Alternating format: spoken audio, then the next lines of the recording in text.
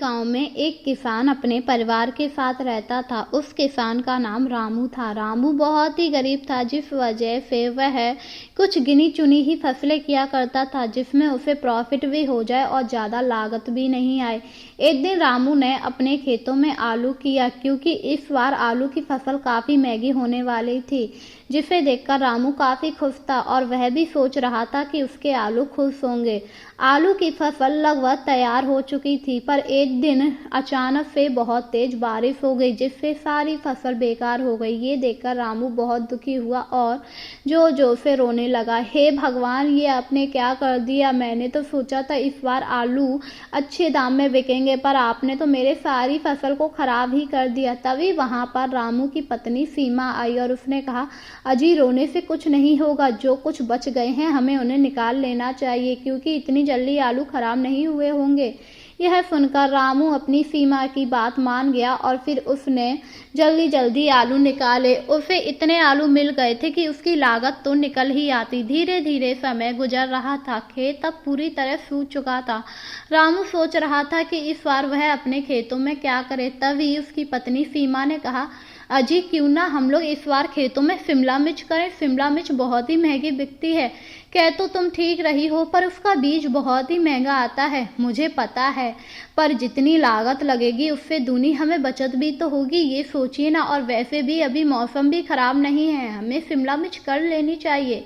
अपनी पत्नी की बात सुनकर रामू मान गया और वह बाजार जाकर शिमला मिर्च के बीज ले आए। इसके बाद उसने उन्हें अपने खेतों में डाल दिया। तभी उसे एक अजीब सा बीज दिखाई दिया जो सुनहरे रंग का था। उस बीज को देखकर उसने अपनी पत्नी से कहा, अरे सीमा, ये देखो, ये सुनहरा बीज कैसा है? अजी मुझे नहीं पता, आप डाल दीजिए, वैसे भी बीज तो बीज ही होते हैं, रंग लग गया होगा।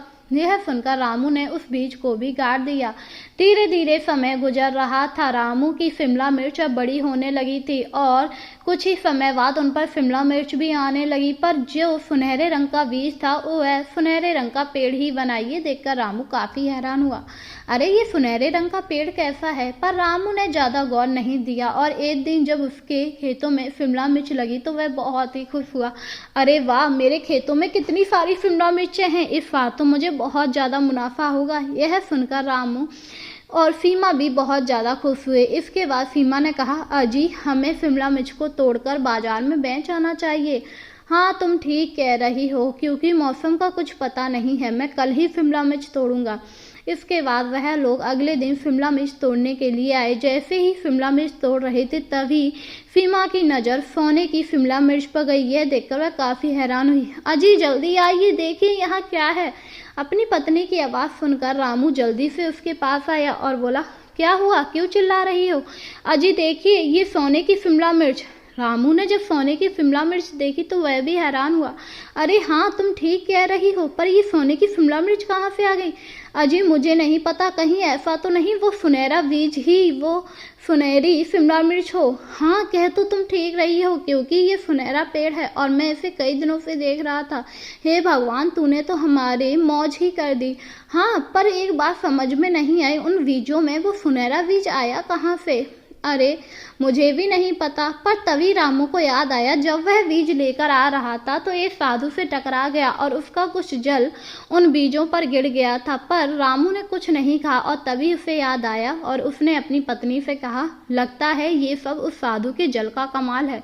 कौन से साधु का? इस पर रामू ने अपनी पत्नी सीमा को सारी बात बताई, जिसे सुनकर सीमा भी काफ़ी हैरान हुई और बोली, ये तो बहुत ही अच्छी बात है। अब हमें इस जादुई सोने की शिमला मिर्च को तोड़ लेना चाहिए, जिससे किसी को इसके बारे में पता लगे। हाँ तुम बिल्कुल ठीक कह रही हो। इसके बाद उन लोगों ने जादुई शिमला मिर्च को तोड़ लिया। वहीं रामू ने दूसरी शिमला मिर्च को तोड़ा और उन्हें बाजार में बेचाया, जिससे उसे काफ़ी मुनाफा हुआ। वहीं अब वह दोनों बहुत ही खुश थे, क्योंकि उनके पास सोने की शिमला मिर्च थी जो उन्हें माला मार कर सकती थी। और एक दिन सीमा ने कहा, अजी हमें उस सोने की शिमला मिर्च को बेच देना चाहिए, जिससे हम बहुत अमीर हो जाएंगे। कह तो तुम ठीक रही हो, हम कल ही सुनार के पास जाकर उसे बेच देंगे। इसके बाद रामू सुनार के पास गया और उस शिमला मिर्च को बेच आया, जिससे उसे काफ़ी पैसे मिले और वह बाजार से बहुत सारा सामान ले आया। धीरे धीरे करके अब वह लोग अमीर होते जा रहे थे, क्योंकि वह पेड़ उन्हें 1 महीने में 1 सोने की शिमला मिर्च दिया करता था, जिससे वह लोग बहुत ही खुश थे और अपना जीवन आराम से गुजार रहे थे।